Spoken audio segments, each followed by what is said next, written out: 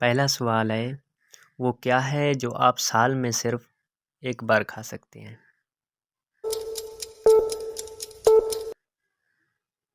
इसका जवाब है सालगिरह का केक। अच्छा, वो क्या है जो आप हमेशा खाने के बाद ही देख सकते हैं?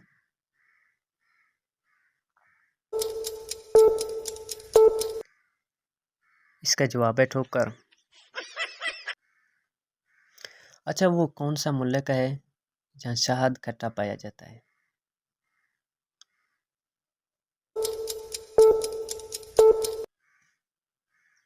इसका जवाब है ब्राज़ील। अच्छा, वो क्या है जिसको भूख लगे तो खा लेते हैं, प्यास लगे तो पी लेते हैं और जब सर्दी लगे तो जला लेते हैं? इसका जवाब है नारियल। अच्छा, वो कौन सी दो सवालात हैं जिनके जवाबात आप हाँ में नहीं दे सकते?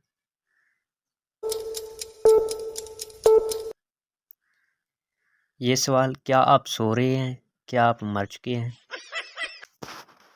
अच्छा, कौन सी चीज़ है जिसको खाने से हम गर्म और पीने से ठंडे हो जाते हैं? इसका जवाब है गुस्सा।